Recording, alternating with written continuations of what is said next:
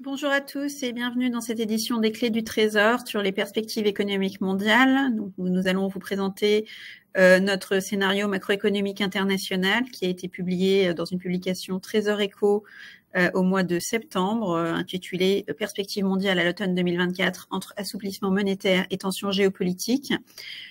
C'est la prévision internationale pour les principales économies mondiales et notamment nos principaux partenaires commerciaux qui sous-tend aussi la prévision macroéconomique du projet de loi de finances. Les équipes de prévisionnistes vous expliqueront plus en détail comment ils procèdent. Et cette prévision internationale, elle a à la fois un intérêt propre, évidemment, de suivre les principales économies, d'avoir un diagnostic économique sur nos principaux partenaires, et elle sert aussi à faire la prévision de demande mondiale adressée aux entreprises françaises, et donc la prévision d'exportation pour notre scénario macroéconomique français, où l'on regarde à la fois notre diagnostic sur la croissance du commerce mondial, ensuite la composition géographique de ce commerce mondial, et notamment la part de nos principaux, enfin le dynamisme de nos principaux partenaires, et enfin les performances de la France à l'exportation, c'est-à-dire les performances de nos exportations au-delà de la croissance de la demande qui nous est adressée. Pour 2024, ça a été un poste assez important puisqu'on a eu une contribution des exportations à la croissance assez importante, même plus importante que ce qui avait été prévu en début d'année, malgré une demande mondiale assez faiblement dynamique, marquée par les effets des perturbations en mer Rouge sur le commerce mondial et un dynamisme assez faible dans l'ensemble. Alors qu'à partir de 2025, pour la France, on va prévoir une progression de nos exportations plutôt en ligne avec la reprise du commerce mondial. Donc c'est là aussi que ce qui va vous être présenté influe sur la prévision française. Ça nous permet aussi d'identifier les aléas liés au contexte économique mondial, qui, comme vous le savez, à la fois sur le plan économique et sur le plan géopolitique, est particulièrement mouvant. Et donc là aussi, cet exercice est très utile en termes de poser un diagnostic à la fois sur notre environnement international et sur son influence sur l'économie française. Sur ce, je laisse la parole aux équipes en charge de la prévision en question. Je vous signale simplement que à tout moment pendant la présentation, vous avez la possibilité de poser des questions avec l'onglet questions qui doit être à droite de votre écran. Et nous garderons un temps à la fin de la présentation pour pouvoir répondre aux questions qui auraient été posées tout du long, mais n'attendez pas nécessairement la fin pour poser les questions qui vous viennent au fur et à mesure de la présentation. Voilà, je vais laisser la parole donc aux équipes de prévisionnistes, à commencer par Léocadie. Bonjour à toutes et à tous et merci beaucoup Dorothée pour cette introduction. Donc on va commencer par quelques éléments de cadrage. Les prévisions économiques internationales sont réalisées 2 fois par an dans le cadre des exercices budgétaires du gouvernement, qui sont le projet de loi finances que nous déposons en octobre au Parlement et le rapport d'avancement annuel, anciennement connu sous le nom de programme de stabilité, que nous déposons à la Commission chaque mois d'avril. Donc, dans ce cadre, des prévisions macroéconomiques détaillées par pays sont réalisées pour les 9 principaux pays partenaires de la France, donc avancés et émergents, qui sont donc l'Allemagne, l'Italie, l'Espagne, le Royaume-Uni, les États-Unis, la Chine, le Brésil, la Turquie et l'Inde, et qui couvrent à peu près 64% de l'économie mondiale. En complément de ces prévisions par pays, nous établissons un certain nombre d'hypothèses internationales qui sont structurantes au scénario. Donc, nous établissons des hypothèses notamment sur les taux directeurs des banques centrales, les cours du pétrole, les taux de change et les taux souverains. Donc, comme l'a expliqué Dorothée, les prévisions internationales sont utilisées pour calculer la prévision de la France et permettent également de réaliser une prévision de croissance mondiale qui correspond donc à l'évolution du PIB mondial, ainsi qu'une prévision de commerce mondial qui couvre l'évolution des importations de 40 pays et qui représente 85% des importations mondiales. Enfin, une demande mondiale adressée à la France est établie, qui correspond donc à la somme pondérée des importations de nos partenaires commerciaux. Et donc, plus la demande mondiale adressée à la France augmente, plus nos exportations sont susceptibles d'augmenter. Donc, les prévisions que nous allons vous présenter sont arrêtées au 26 août dernier. Donc, elles ne prennent pas en compte les révisions statistiques de certains pays, comme par exemple l'Espagne et l'Italie. Mais les révisions statistiques ne sont pas de nature à changer notre diagnostic global. Et je vais laisser la main à Louis sur les matières premières. Merci Léocadie, bonjour à tous. Alors pour commencer, je vais vous présenter nos hypothèses concernant les prix de l'énergie, qui sont des exogènes qui alimentent nos prévisions d'inflation pour les économies avancées que l'on suit avec le plus d'attention à la DG Trésor. Donc le graphique de gauche présente l'évolution des prix du pétrole et du gaz. Donc en bleu, on suit le prix du baril de Brent et en orange, on suit le prix du TTF néerlandais pour le gaz. Et à droite, vous avez un tableau qui récapitule nos prévisions pour le prix du baril de Brent en 2024 et en 2025. Ainsi, nous prévoyons que le prix du pétrole serait relativement stable en 2024 à 82,3 $ du baril, puis qu'il baisserait légèrement à 79,8 $ du baril en 2025. Alors, comment justifier cette stabilité apparente malgré le contexte géopolitique mouvant actuel? Eh bien, il y a certes eu une augmentation des cours, une hausse des cours importante en réaction aux craintes d'escalade des tensions au Moyen-Orient qui auraient pesé sur l'offre au premier semestre 2024. Mais depuis, les données de l'été ont montré qu'il y aurait une chute ou en tout cas une baisse de la demande mondiale pour le pétrole et plus précisément une baisse des demandes américaines et chinoises. Donc les craintes d'envolée des cours se sont dissipées et la tendance est même plutôt à la baisse depuis l'été. Mais le prix du baril resterait toutefois nettement supérieur à son niveau pré-crise puisqu'il évoluait plutôt autour de 57 $ en moyenne entre 2015 et 2019. Quant au gaz, donc la courbe en rouge, son prix a nettement reflué depuis l'invasion de l'Ukraine par la Russie en 2022, mais il resterait lui aussi nettement supérieur à son niveau pré-pandémique. Il évoluerait autour de 41 $ du mégawattheure, 34 $ du mégawattheure en 2024 et 41 $ du mégawattheure en 41 € du mégawattheure en 2025, alors qu'il était seulement de 17 € du mégawattheure avant la crise. Donc finalement, les tensions géopolitiques, elles n'ont eu pour le moment qu'un impact limité sur les prix du pétrole et du gaz. On va voir tout de suite qu'elles ont eu un impact bien plus significatif sur les prix du fret maritime mondial. Donc, dans cette slide de graphiques, donc à gauche, vous avez un graphique qui présente l'évolution du nombre d'attaques des rebelles Houthis en mer Rouge. Donc, c'est la courbe noire qu'on décompose aussi selon les cibles de ces attaques. Et l'évolution du prix du fret maritime mondial en rouge. Ici, ce qu'on suit, c'est le Freightos Baltic Index, qui est le principal indice de prix du fret maritime mondial. Et à droite, vous avez un graphique qui présente l'évolution du trafic maritime dans certains points de passage stratégiques du commerce mondial et qui ont été au cœur de l'actualité récemment. Donc pour rappel, les rebelles Houthis du Yémen ont décidé de mener des attaques à partir d'octobre 2023 avec le soutien de l'Iran sur les navires qui transitaient en mer Rouge, et ce en réaction au conflit entre Israël et le Hamas. Or, la mer Rouge, c'est un lieu de passage stratégique du commerce maritime mondial. Ça a représenté 15% du trafic mondial en 2022. Et c'est un élément clé de la route qui relie l'Europe à l'Asie. Si au départ, les attaques, elles visaient essentiellement les navires qui étaient directement liés à Israël, depuis les cibles se sont largement diversifiées et aujourd'hui ce sont principalement des navires commerciaux qui sont visés par les attaques. Et ces attaques, elles ont eu un effet direct sur les flux maritimes, donc ça on le voit plutôt sur le graphique de droite. Et le trafic en mer Rouge a véritablement chuté. Les deux courbes en bleu représentent le trafic maritime dans le détroit de Bab el-Mandeb et dans le canal de Suez.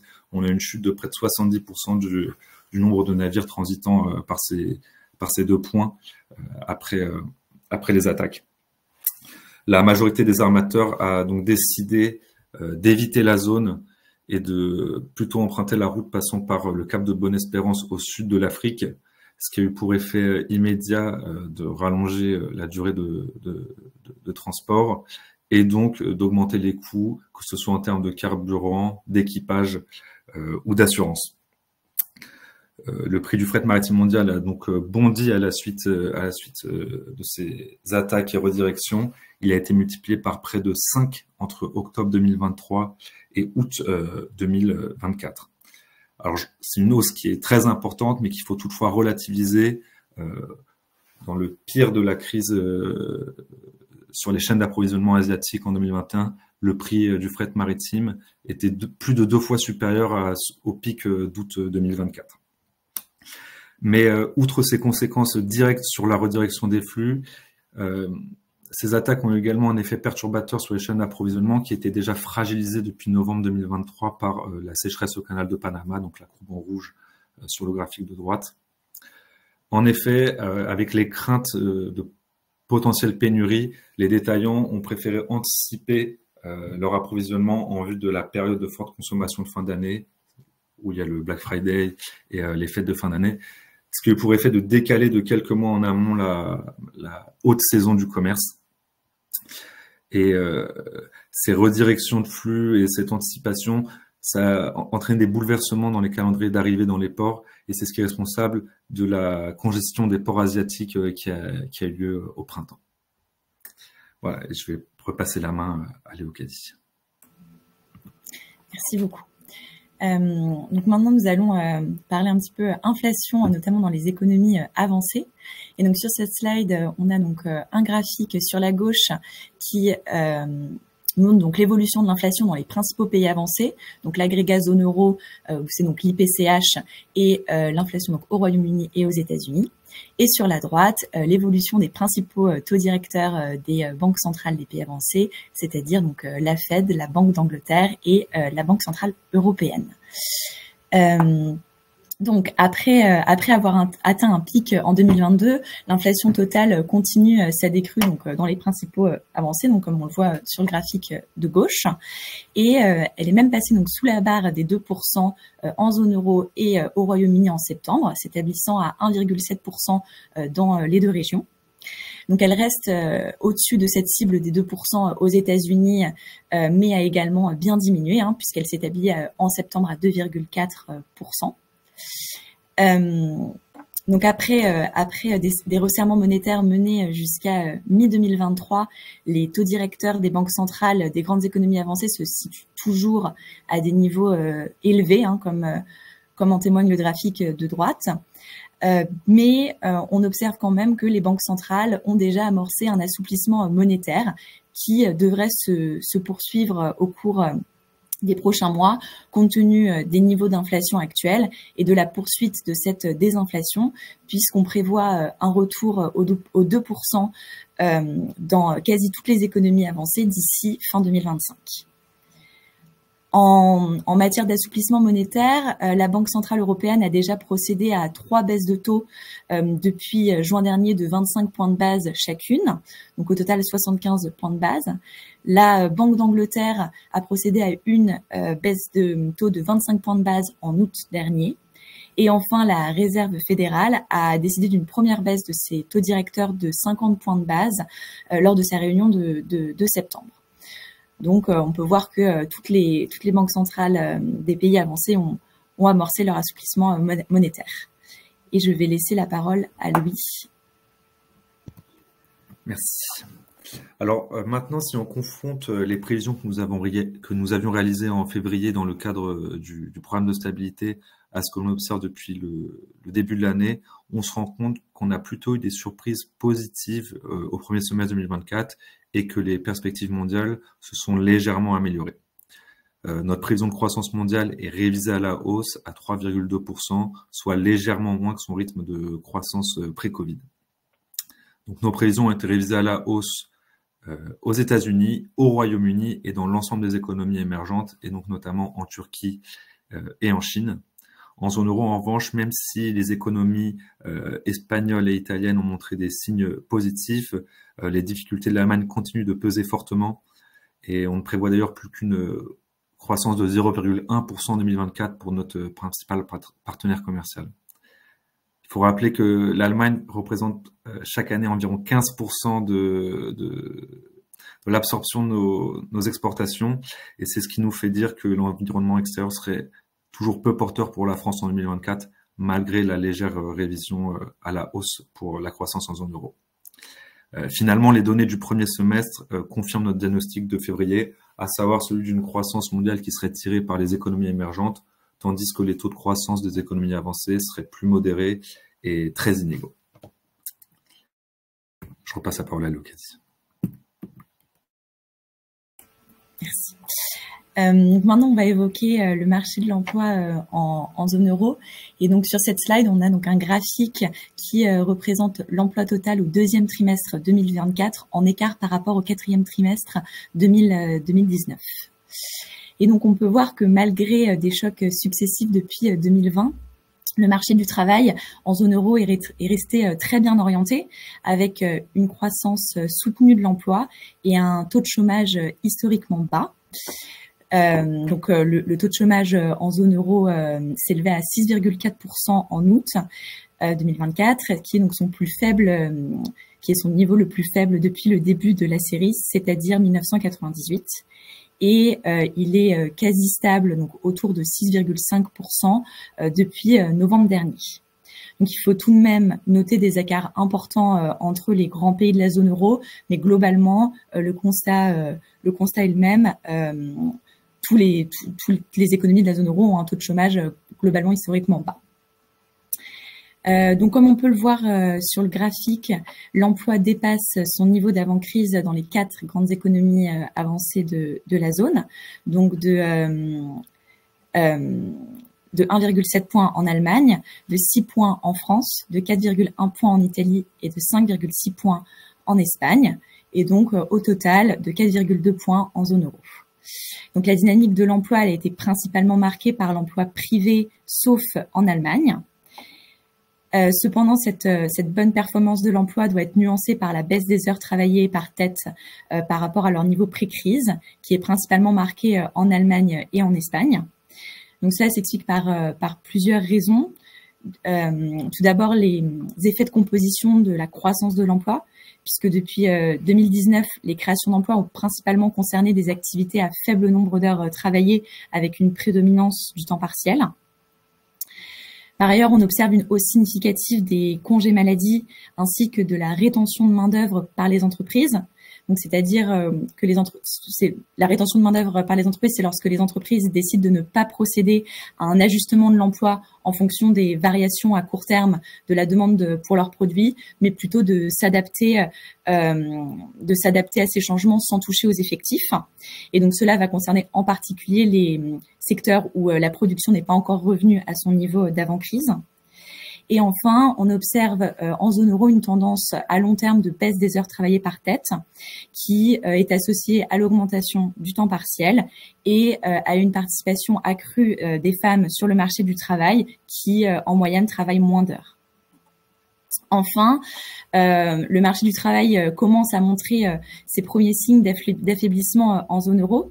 Les derniers indicateurs montrent une normalisation du marché du travail en zone euro, avec les perspectives d'emploi dans l'enquête auprès des entreprises publiée par la Commission européenne qui se situe donc sous leur moyenne depuis juin 2024. Et ce ralentissement de l'emploi, il pourrait permettre un rattrapage partiel des pertes de productivité enregistrées depuis le début de la crise sanitaire en zone euro. Et je vais repasser la parole à Louis sur l'ensemble de nos prévisions de croissance sur les pays avancés. Voilà, merci Lucas. Donc, je vais effectivement vous présenter nos prévisions de croissance à horizon 2025 pour l'ensemble des économies avancées que l'on suit avec le plus d'attention. Donc, pour chaque pays, le graphique présente 2 courbes. Donc, en très plein, vous avez l'évolution du PIB depuis le 4e trimestre 2019 et jusqu'à la fin 2025. Et en pointillé, c'est ce qu'on aurait obtenu en prolongeant simplement la tendance pré-crise, donc ce qu'aurait été le PIB s'il avait cru à la même vitesse que précédemment, et sans intervention du choc Covid. Donc nous prévoyons que l'activité sera particulièrement dynamique en Espagne et aux États-Unis, plus modérée en Italie et au Royaume-Uni, et toujours très pénalisée en Allemagne. Donc l'Espagne a dépassé sa tendance de long terme et sa croissance serait de 2,7% en 2024 avant de ralentir légèrement à 2,2% en 2025. La vigueur de cette économie tiendrait du soutien apporté par le PNRR, par le rebond du tourisme et par des dépenses publiques toujours dynamiques. L'Italie, elle aussi, au-dessus de sa tendance de long terme, bénéficierait du soutien du PNRR qui contrebalancerait l'effet de la réduction du superbonus qui avait jusque-là énormément soutenu le secteur de la construction. La croissance serait finalement de 0,9% en 2024 et de 1,2% en 2025. Au Royaume-Uni, les effets du resserrement monétaire ont commencé à s'estomper au premier semestre 2024 et les effets de l'assouplissement monétaire devraient soutenir la reprise de l'investissement et de la consommation privée.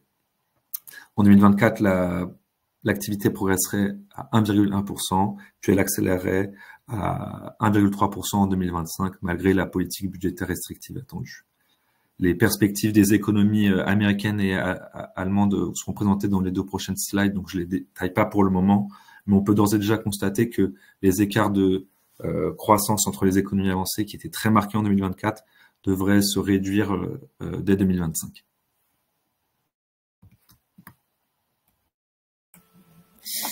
Donc, on va un petit peu rentrer dans le détail pour l'Allemagne.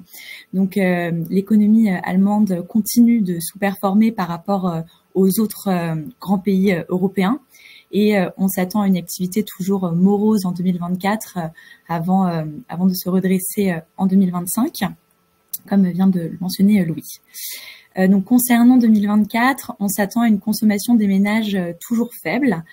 Donc, on peut voir sur le graphique de gauche, qui est donc une enquête de consommation qui montre à la fois donc le moral des consommateurs, les perspectives conjoncturelles et le désir d'achat au moment présent, que la consommation est toujours morose et très faible. Et donc, cette consommation a été moins importante qu'anticipée malgré le reflux de l'inflation et le dynamisme des salaires depuis début 2024. Donc, cela peut s'expliquer d'une part par des consommateurs un petit peu plus frileux compte tenu de l'incertitude budgétaire en Allemagne, mais également car le pouvoir d'achat est maintenu grâce aux primes de compensation à l'inflation. Donc, les employeurs en Allemagne ont la possibilité de verser à leurs employés une prime de compensation à l'inflation qui est donc exonérée d'impôts et de cotisations sociales. Sauf que ces primes ne constituent pas de hausse pérenne des salaires et donc participent à maintenir un taux d'épargne élevé. On s'attend toutefois à ce que la consommation se redresse à mesure que les hausses de salaire se pérennisent, puisque les primes de compensation à l'inflation devraient totalement disparaître en 2025. On a déjà observé sur cette année 2024 des revalorisations salariales importantes et les conventions collectives négociées tablent sur des hausses de salaire qui sont plus élevées que ce qui était prévu en décembre dernier, notamment par la Banque centrale allemande. Côté investissement, il peinerait également à redémarrer jusqu'à mi-2025, à la fois dans la construction, dans le secteur de la construction résidentielle et également dans l'équipement. Donc, côté investissement en construction résidentielle, la crise persiste avec des carnets de commandes et des permis de construire qui chutent toujours. Donc, on peut le voir dans le graphique, sur le graphique du milieu, qui représente donc l'évolution des carnets de commandes dans le secteur de la construction et dans l'industrie totale. Et donc ces évolutions, elles peuvent s'expliquer notamment par la faible consommation des ménages qu'on vient de mentionner, ainsi que donc cette tendance à ne pas relâcher l'épargne. Et donc on ne s'attend pas à un rebond significatif à court terme dans ce secteur. Concernant les investissements en équipement des entreprises, ils sont de leur côté mal orientés depuis plusieurs trimestres et les nouvelles commandes à l'exportation sont en baisse continue dans le secteur industriel. Donc la faiblesse de la demande conduit à une sous-utilisation des capacités de production, comme on peut le voir sur le graphique de droite, avec un taux d'utilisation des capacités très bas. Enfin, on identifie une moindre incertitude liée au cadre budgétaire où, malgré un discours orienté vers la consolidation, excusez-moi, la coalition gouvernementale a encore rehaussé son déficit 2024 dans le cadre d'un projet de loi finance rectificative communiqué en juillet et examiné en ce moment au Parlement. Donc, ce sont des ajustements permis par le cadre macroéconomique dégradé qui permet au gouvernement de rehausser le plafond de frein à la dette et d'accroître les dépenses publiques. Le projet de budget pour 2025, il n'enregistre pas non plus de coupe drastique, malgré une baisse des dépenses affichées à 5%. On considère plutôt que les développements budgétaires ne pénaliseront pas l'activité.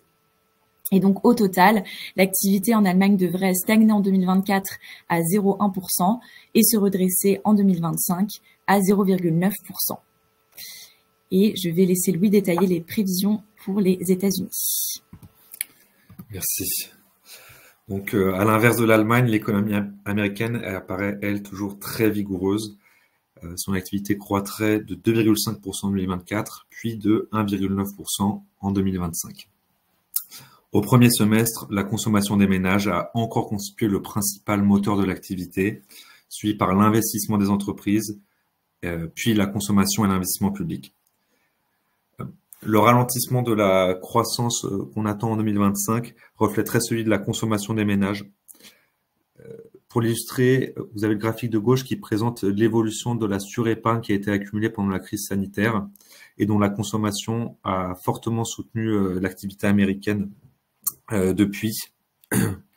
Mais celle-ci aurait été complètement consommée et ce diagnostic d'épuisement de la surépargne américaine qui est d'ailleurs le diagnostic qui est fait aussi par la Fed de San Francisco, est confirmé par les données récentes de défaillance sur les cartes de crédit qui sont en hausse aux États-Unis.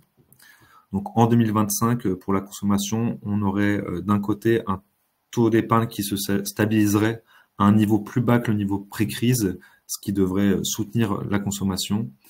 Et d'un autre côté, on prévoit aussi un ralentissement du marché du travail et donc une progression plus faible de salaire qui devrait freiner la consommation. Le deuxième facteur principal de croissance de l'économie américaine, c'est l'investissement privé. Donc là, on s'intéresse plutôt au graphique de droite avec la courbe bleue qui est l'investissement des entreprises agrégées et en pointillé, vous avez les trois composantes de cet investissement, donc propriété intellectuelle, équipement et structure. L'investissement en propriété intellectuelle serait donc celui qui a le plus progressé depuis 2020 et c'est lié à l'intérêt croissant des entreprises américaines pour l'intelligence artificielle. Quant aux deux autres composantes, elles bénéficieraient plutôt des plans d'investissement américains, l'IRA et le CHIPS Act. Donc l'évolution des deux composantes s'explique très bien par le narratif suivant. Il faut d'abord construire les usines avant de pouvoir les équiper. Donc c'est bien ce qu'on observe dans les données, un investissement en structure qui a rebondi dès la fin 2022, dès début 2023, alors que l'investissement en équipement a lui attendu 2024 avant de se remettre à progresser avec vigueur. Finalement, le dynamisme de l'économie américaine tiendrait plutôt de la vigueur de sa demande intérieure que du soutien de la demande extérieure. Et le scénario que l'on retient et qui est aussi celui qui est privilégié par le consensus, ce serait celui d'un atterrissage en douceur de l'économie américaine, donc loin des craintes de récession qui ont alimenté la volatilité des marchés à l'été. Et je passe tout de suite la main à Louis qui va nous présenter les prévisions de la Chine. Merci Louis. Alors pour ce qui est de l'économie chinoise, après une croissance qui a atteint 5,2% en 2023, nos prévisions pour 2024 et 2025 sont celles d'une économie chinoise qui poursuit son ralentissement structurel de façon progressive, mais un ralentissement qui serait moins marqué qu'anticipé initialement pour 2024 et 2025, avec des légères révisions à la hausse de nos prévisions de croissance. Alors comme le disait Louis, ça a été notamment dû à des bonnes surprises, notamment au T1 2024 pour la Chine. Bonne surprise qui s'est confirmée récemment avec les données du T3, mais qui ne sont pas prises en compte dans ces prévisions-ci. Toutefois, l'économie chinoise continuerait à connaître des déséquilibres structurels importants qui devraient contribuer à un ralentissement continu et progressif de sa croissance dans les années à venir. Ces déséquilibres s'illustrent notamment sur le graphique de gauche, où vous avez les prévisions, les cibles de croissance par province chinoise pour 2023 et 2024 des autorités, ainsi que la part de l'industrie dans l'économie de ces provinces. ce qui permet de constater que pour de nombreuses provinces industrielles, la cible de croissance pour 2024 est maintenue à un niveau particulièrement élevé, voire supérieur à 2023, alors que 2023 était une année de rebond post-crise sanitaire pour la Chine. Par exemple, c'est le cas du Shaanxi, qui est la deuxième province en partant de la gauche. Vous pouvez constater que la cible de croissance pour 2024 en orange est supérieure à celle de 2023 en rouge, pour une province très industrielle, marquée notamment par les nouvelles technologies. Cela symbolise particulièrement le soutien à la production manufacturière mise en place en Chine depuis 2021, mais qui tend à s'accentuer en 2024. Alors que d'autres secteurs traditionnels de la croissance économique chinoise, eux, connaissent des difficultés. C'est notamment le cas du secteur immobilier qui continue de voir sa situation se dégrader. Pour rappel, les investissements, les ventes de logements neufs en Chine ont connu une chute de moins 39% depuis leur pic de 2021, selon les dernières données du T3 2024. Donc c'est une chute continue du secteur immobilier avec une réallocation de l'investissement immobilier vers les secteurs manufacturiers. Secteurs manufacturiers qui ne trouvent pas de débouchés internes, avec une consommation qui reste très faible, avec une épargne qui continue à s'accumuler. Et c'est ce qui conduit à ce qu'on observe sur le graphe de droite, avec une inflation qui reste très faible en Chine, donc à plus 0,1% pour les données du mois d'août 2024 hors énergie et alimentaire. Une inflation très faible, avec en face des prix à la production qui, eux, continuent à baisser du fait notamment de ce soutien à la production manufacturière qui se poursuit, ce qui conduit la Chine à dégager une production qui va être positionnée à l'export et des exportations qui donc vont continuer à alimenter la croissance chinoise, mais une économie chinoise qui reste fondamentalement déséquilibrée avec, on a dit, ce secteur immobilier toujours en difficulté, des investissements dans les infrastructures notamment qui produisent de moins en moins de retours, et donc un pilier qui demeure principalement celui de la production manufacturière et des exportations qui se maintient, mais qui ne semble pas suffire à garantir une croissance à la fois équilibrée et dynamique pour les années à venir. Les dernières mesures de soutien des autorités qui ont été annoncées en septembre et octobre semblent aller dans le sens de ce soutien à la production et de soutien peut-être un peu plus périphérique au secteur immobilier et crédibilisent à notre sens l'atteinte de la cible de croissance de 5% fixée par les autorités pour l'année 2024. Voilà pour ce qui est de l'économie chinoise. Je vais donc laisser maintenant la parole à Rizlen pour détailler nos prévisions sur l'économie turque. Bonjour à tous, merci Louis. En perspective, nous attendons un recalibrage de l'économie turque qui se traduirait donc par une baisse de la croissance pour 2024 et 2025. Pour remettre un peu de contexte, donc au lendemain des élections générales de mai 2023, les autorités turques ont entamé un tournant dans l'orientation de leur politique monétaire. Donc le taux d'intérêt a été rehaussé sur un an, passant de 8,5% à 50%, et le cadre macro-prudentiel a été simplifié. Donc ce changement de politique monétaire s'est inscrit dans un contexte de déséquilibre et de surchauffe de l'économie turque, qui est traditionnellement portée par la consommation des ménages et dans un contexte d'inflation très élevé. Donc on peut observer qu'au moment du resserrement monétaire, donc dans un premier temps sur le graphique de gauche, alors que les crédits diminuent, la consommation, qui est la courbe en orange, ralentit mais demeure résiliente, stimulée par les salaires. Donc on peut l'observer sur la courbe en bleu foncé. Donc on observe une reprise de la consommation en lien avec une revalorisation du salaire minimum en janvier. Et à noter donc le salaire minimum a doublé entre janvier 2023 et janvier 2024, alors qu'il est perçu par une grande partie de la main-d'œuvre turque et qu'il sert de référence pour l'ensemble des négociations salariales en Turquie. Donc, alors que la croissance turque s'est établie à plus 5,1% en 2023, bien au-dessus de son potentiel de croissance, qui est autour de 3,5%, et qu'elle est restée particulièrement dynamique au premier trimestre 2024, stimulée, donc, comme on vient de le dire, par la revalorisation du salaire minimum. Elle a fortement diminué au second trimestre, atteignant son niveau le plus bas depuis la crise sanitaire. Et donc cette décélération est la conséquence de l'essoufflement de la consommation privée et des investissements qui ont pâti de la hausse des taux d'intérêt, de l'absence de revalorisation du salaire minimum au 1er juillet 2024. Donc pour 2024, on s'attend à ce que la croissance baisse à plus 3,5% après plus 5,1% en 2023. Donc, si on se concentre maintenant sur le graphique de droite, on peut observer que le contexte dans lequel la politique monétaire a été déployée a entravé l'efficacité de cette transmission. On peut observer sur la courbe bleu pleine que l'inflation a continué d'augmenter alors que le taux, lui, a été considérablement rehaussé, donc c'est la courbe en orange.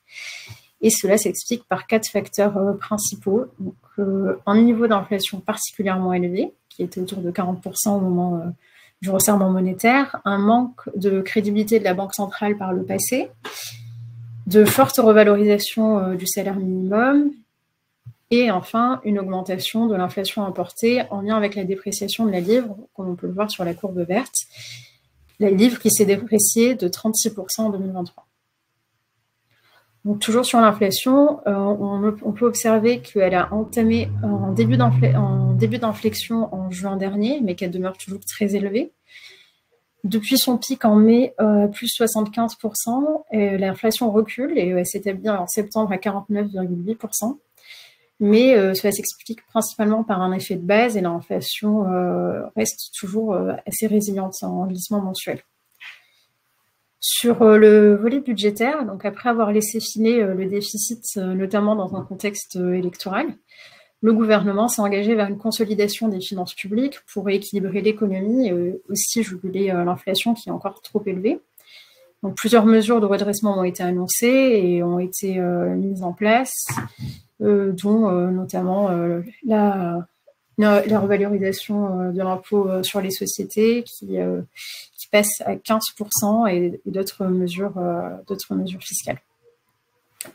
Donc pour 2025, on s'attend à ce que l'activité poursuive son ralentissement à plus 3,3%, toujours sous l'effet d'une politique monétaire restrictive et de la consolidation des finances publiques. Cependant, il y a plusieurs aléas entourent cette prévision, dont le principal va reposer sur le rythme et l'ampleur de l'assouplissement monétaire, qui initialement était prévu pour novembre 2024, mais selon les experts devrait être repoussé avec la persistance de l'inflation. Et donc ce rythme et cette ampleur d'assouplissement risqueraient d'alimenter de nouveau l'inflation et de faire repartir l'économie turque vers plus de déséquilibre économique. Donc c'est un aspect qu'on va observer pour les prochaines semaines et les prochains mois. Donc je laisse la parole à Louis sur la demande mondiale adressée à la France. Merci. Merci beaucoup. Donc, comment est-ce que ces différentes perspectives de nos partenaires se traduisent dans la demande mondiale adressée à la France? Donc, pour rappel de ce qui a été dit en introduction par Léo Cady, la demande mondiale, c'est la somme de nos marchés à l'exportation et elle évolue comme évoluent nos exportations si on conservait nos parts de marché inchangées d'une année sur l'autre. Donc, le graphique de gauche compare l'évolution du commerce mondial en bleu à celui de la demande mondiale en orange. Quand la demande mondiale progresse moins vite que le commerce mondial, ça signifie que nos partenaires sont relativement moins dynamiques que le reste de l'économie mondiale. Et c'est donc ce qui devrait se passer en 2023, 2024 et 2025. Le tableau de droite, quant à lui, récapitule l'ensemble de nos prévisions de croissance, de commerce et de demande mondiale. En 2024, le commerce remonterait modérément à 2%, toujours freiné par les tensions géopolitiques, notamment en mer Rouge, comme ce qui a déjà été évoqué, et les perturbations persistantes sur les chaînes d'approvisionnement. En 2025, il accélérerait à 4%, ce qui lui permettrait de dépasser son rythme de croissance pré-crise, et ce qui est lié à la reprise de l'investissement dans les économies avancées, l'investissement étant une composante du PIB particulièrement intensive en biens d'importation. En 2024, cette croissance du commerce mondial elle serait principalement tirée par les économies émergentes auxquelles nos exportations sont moins exposées. C'est ce qui explique pourquoi la demande mondiale progresserait moins rapidement, à seulement 0,9%. En 2025, en revanche, la croissance du commerce serait majoritairement tirée par les économies avancées et ça devrait permettre à la demande mondiale de progresser à un rythme proche de celui du commerce mondial à 3,6%. Donc voilà comment évolueraient nos exportations à part de marché inchangées. On va voir maintenant que les parts de marché évoluent aussi et que cette évolution est malheureusement plutôt à notre désavantage depuis quelques années. Donc pour étudier cela, on s'intéresse à l'indicateur de performance à l'exportation qui est défini comme le ratio entre les exportations d'un pays et la demande mondiale qui lui est adressée.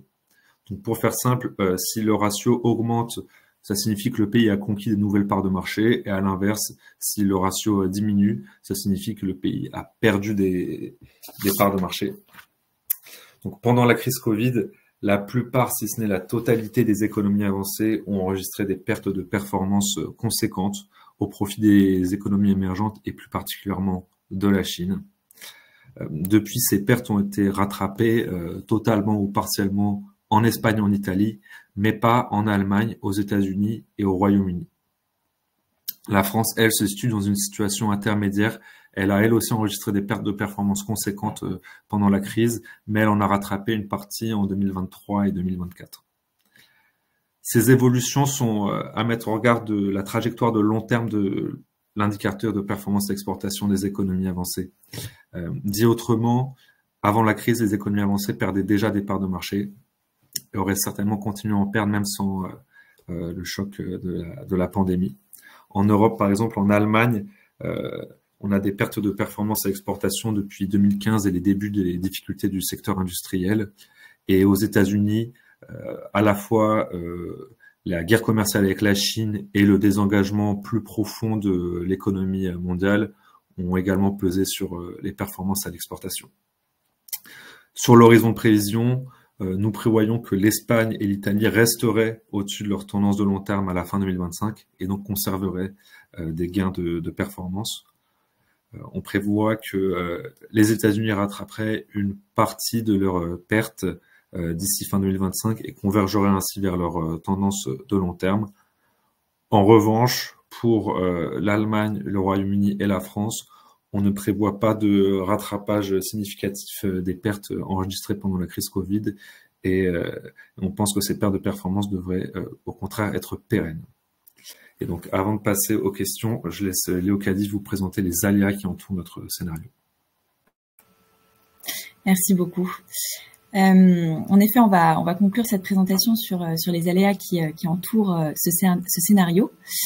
Le principal aléa identifié est l'évolution des tensions géopolitiques aussi bien au Proche et Moyen-Orient qu'en Ukraine et en mer de Chine. Donc bien que le risque d'une envolée durable des prix du pétrole ne se soit pas matérialisé ces derniers mois, le risque reste présent et ces tensions pourraient également avoir un impact durable sur le commerce mondial, au moins jusqu'à la fin de l'horizon de prévision. Un autre événement politique majeur de cette fin d'année 2024, c'est donc les élections présidentielles aux États-Unis, dont l'issue pourrait entraîner une montée du protectionnisme et un regain de l'inflation. Concernant la politique monétaire, bien que le risque d'un atterrissage brutal ait été écarté, des incertitudes demeurent quant au rythme de la baisse des taux et au délai de transmission de la politique monétaire à l'économie réelle en 2024 et en 2025. Des incertitudes subsistent également quant au comportement d'épargne des ménages, ce qui joue un rôle majeur sur l'activité économique des pays avancés. Nous avons également des aléas budgétaires, donc d'une part concernant le rythme de décaissement des fonds du plan de relance européen, notamment en Espagne et en Italie, puisque ces deux pays rencontrent des difficultés en matière de décaissement. Et donc, l'efficacité du plan de relance européen dépendra de la capacité de l'Espagne et l'Italie donc de décaisser leurs fonds. On a également un aléa budgétaire concernant les élections présidentielles aux États-Unis, qui impacterait plutôt la fin de l'horizon de prévision. Et enfin, on a donc des aléas climatiques qui donc sont une source d'incertitude importante, puisqu'ils ont des conséquences à court, moyen et long terme et sur de multiples paramètres économiques, ce qui peut impacter l'activité, l'inflation parmi d'autres agrégats économiques, macroéconomiques. Et donc on appelle ces multiples effets sur l'économie l'effet cocktail du réchauffement climatique.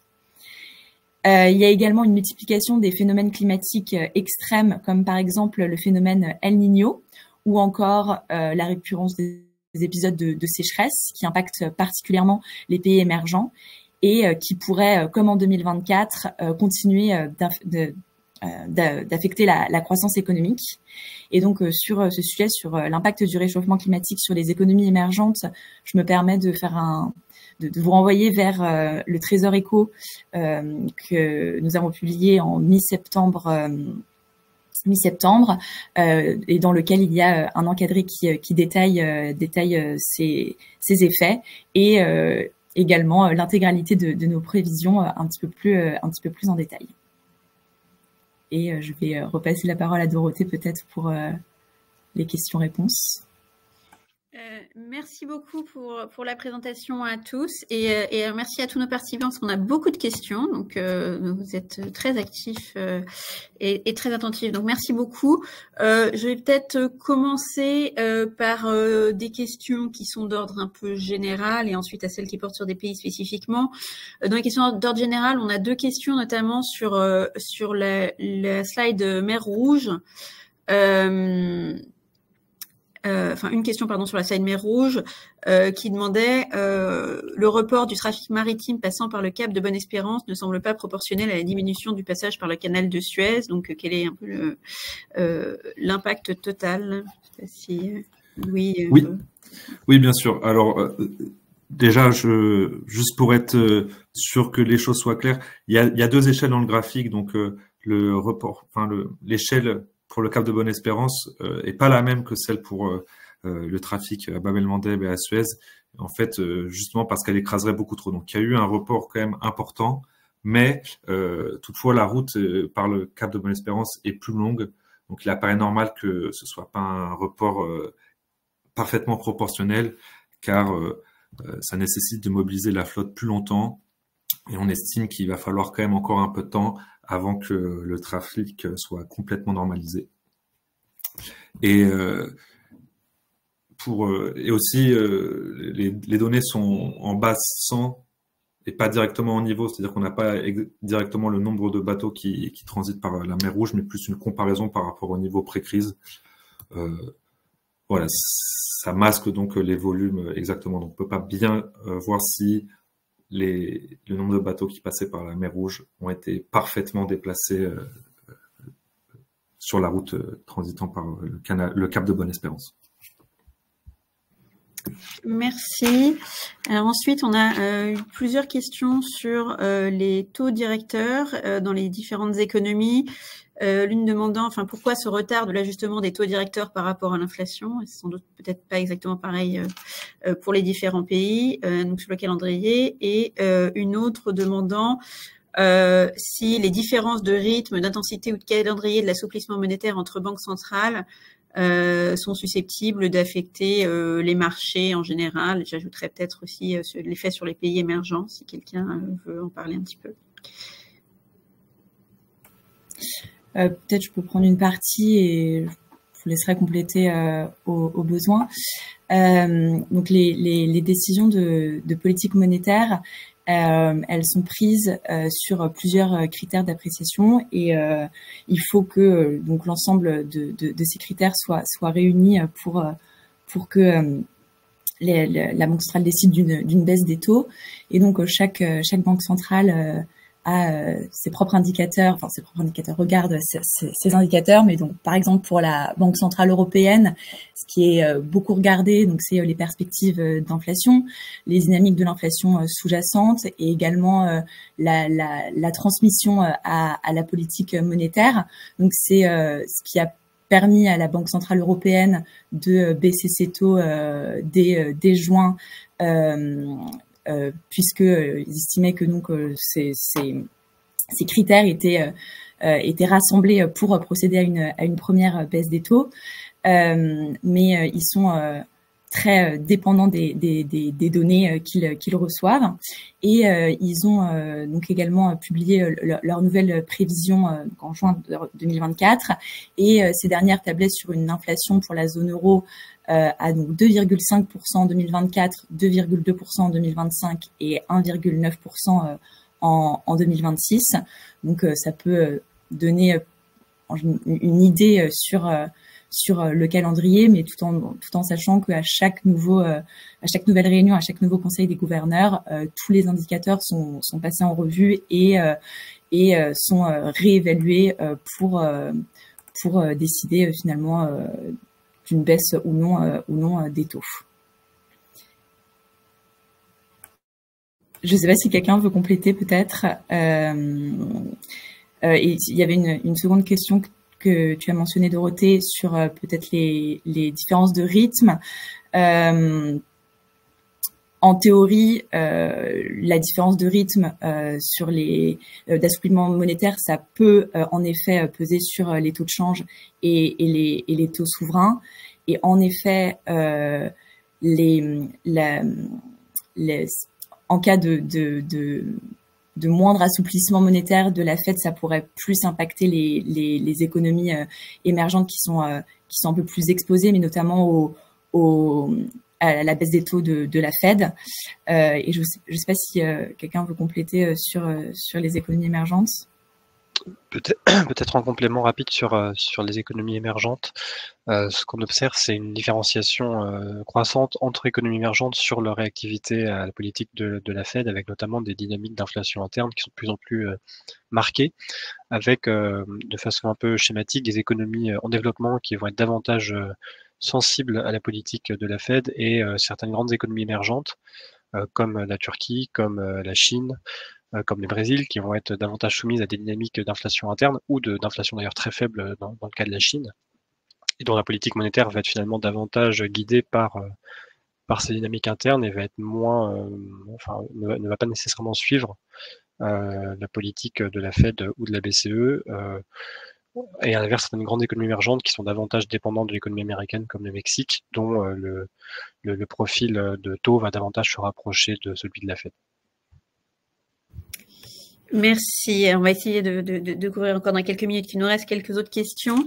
Alors peut-être une sur laquelle je vais faire un commentaire rapide qui demandait si les chiffres produits et les prévisions tiennent compte des arbitrages budgétaires en cours. Et je dirais pour la France, dans notre prévision France, on en tient compte de manière très fine puisqu'on la produit pour la présentation du budget et donc en tenant compte de l'impact assez détaillé des différentes mesures sur les différents postes de la prévision économique. Pour les autres pays, c'est nécessairement... Enfin, la réponse est toujours oui dans la mesure de nos informations. C'est-à-dire que comme ça a été mentionné au départ, on utilise les informations disponibles à fin août, sachant que tous les pays ou la plupart des pays sont dans le processus aussi de préparation de leur budget à l'automne. Donc, on a nécessairement une information qui n'est pas exhaustive. Et puis, pour certains, des gros aléas, ça a été mentionné dans les aléas à la fin. Par exemple, pour les États-Unis, évidemment, la politique budgétaire 2025 dépendra grandement du résultat des élections. Donc là, on utilise la trajectoire du Congressional Budget Office qui est à politique quasi inchangée. Donc, je dirais là-dessus. Pour la France, beaucoup. Pour les autres pays, dans la mesure de nos informations, mais évidemment, on essaye de tenir compte de toutes les informations dont on dispose. Ensuite, on a des questions sur des pays spécifiques auxquels on peut essayer de répondre rapidement. L'une sur, alors je peux commencer par l'Espagne, qui demandait si, compte tenu de la grosse révision pour l'Espagne entre la prévision du PSTA et la prévision du PLF, est-ce que ça signale une surchauffe en 2025 ? Je vais peut-être grouper les pays européens pour avoir des réponses plus rapides ici dans Casé. L'autre question sur un pays européen, c'était sur l'Allemagne et sur le dynamisme de l'emploi. Comment expliquer la différence de l'Allemagne par rapport aux autres pays ? Je signale d'ailleurs qu'on a un encadré spécifique sur ces différences d'emploi dans le Trésor Éco. Je peux peut-être répondre sur la partie Espagne et Léocadie te laisser répondre sur la partie Allemagne. Donc, en effet, la croissance espagnole, elle a surpris par sa vigueur et ça devrait être le cas également en 2025. Mais cette performance, elle tient en partie à des effets de rattrapage et ne devrait donc pas être un signe de surchauffe. L'année 2010, pendant la décennie 2010, l'économie espagnole a été particulièrement affectée par la crise des dettes souveraines et elle reste aujourd'hui encore pénalisée par un niveau de productivité assez faible et un taux de chômage structurellement élevé. Donc, pas de surchauffe à l'horizon. Merci Louis. Et donc concernant le dynamisme de l'emploi et donc notamment les différences de l'Allemagne par rapport aux autres pays, faut bien avoir en tête que l'économie allemande, elle a été davantage pénalisée en sortie de crise de la Covid, puisque elle a souffert de sa dépendance au commerce mondial, qui était très atone durant cette période, et elle a également souffert du poids des industries énergo-intensives exposées à la baisse des approvisionnements en gaz russe. Et donc, c'est un des pays européens qui a été les plus exposés, les plus impactés des différents chocs qu'a subi l'économie ces dernières années. Et ça, on l'observe bien quand on regarde en écart au quatrième trimestre 2019. Le PIB allemand, il est seulement supérieur à 0,2%. Enfin, au T2 2024, en écart au T4 2019, le PIB allemand est supérieur à 0,2%, alors qu'en France, on a 3,7% d'écart. Donc, c'est juste pour montrer que en termes d'ordre de grandeur, l'Allemagne accuse un retard un petit peu plus important et a été un petit peu plus en difficulté, ce qui explique notamment pourquoi le dynamisme de l'emploi est moins important et pourquoi il est principalement ajusté par le secteur public et non privé, puisque en période de crise, il y a souvent un ajustement par le secteur public qui est fait. Mais je vous invite à aller voir l'encadré dans le Trésor Éco pour plus d'informations. Merci. Alors, on a une question sur les États-Unis et sur l'investissement des entreprises liées à l'IA. Est-ce que cette évolution ne pourrait pas être le signe d'une bulle à venir? Louis, si tu as quelques éléments en plus sur l'investissement aux États-Unis. Oui, bien sûr. Alors, évidemment, l'intelligence artificielle, ça pourrait être une bulle si les attentes ne venaient pas à se réaliser. Si les anticipations ne se réalisent pas. Mais dans le cas où les technologies atteindraient leur potentiel, ça pourrait simplement refléter un nouvel équilibre dans le domaine de la technologie et de la propriété intellectuelle. Dans ce contexte-là, la valeur des actifs serait largement justifiée par leur impact sur l'économie. Donc, je me prononcerai pas plus que ça. Merci. Et alors pour terminer, dans la minute qui nous reste, une question sur le ralentissement chinois. Pourrait-il au cours des prochaines années avoir un effet important sur certaines autres économies ou représente-t-il un risque important pour l'économie mondiale? À ce sujet, j'en profite pour signaler un Trésor Éco de janvier sur la dépendance des économies émergentes à la croissance chinoise, donc qui rentre en détail dans cette question du point de vue des émergents. Mais peut-être si on veut faire une version en une minute, Louis. Oui, alors pour essayer de faire rapidement, alors le risque sur l'économie mondiale en tant que tel est limité dans le sens où il n'y a pas de choc actuellement sur la croissance chinoise brutale. En revanche, les économies à la fois avancées et émergentes seraient affectées progressivement par ce ralentissement, notamment pour des économies exposées sur le plan commercial et sur le plan financier. Et ce qu'on a voulu également mentionner dans ce Trésor Éco d'ailleurs, c'est le fait que ces deux canaux agissent sur les économies sur le plan de leur dépendance à la Chine et que les économies seraient touchées différemment en fonction de leur exposition. Alors sur le plan commercial, les économies avancées comme l'Allemagne ou le Japon seraient assez touchées sur le plan de la demande qui leur est adressée par la Chine. Les économies émergentes exportatrices de matières premières seraient affectées par la baisse potentielle des cours des matières premières. On pense notamment à des pays comme le Brésil qui sont très dépendants de la Chine pour leurs exportations. Et sur le plan financier, les économies émergentes en particulier seraient plutôt affectées par la baisse des financements chinois, que ce soit les IDE ou les prêts. Et certaines pourraient en revanche tirer leur épingle du jeu avec des IDE chinois qui seraient peut-être plus concentrés dans certains secteurs et sur certaines économies qui pourraient en bénéficier, par exemple les économies d'Asie du Sud-Est. Merci. Donc, on arrive à la fin de notre heure. Merci à tous de nous avoir suivis. Je signale juste que pour ceux qui souhaiteraient retrouver les slides qui ont été présentés, ils seront disponibles prochainement sur la page de l'événement sur le site de la DG Trésor. Et sur ce, je vous souhaite une très bonne journée à tous. Merci. Merci à tous. Bonne journée. Merci, au revoir.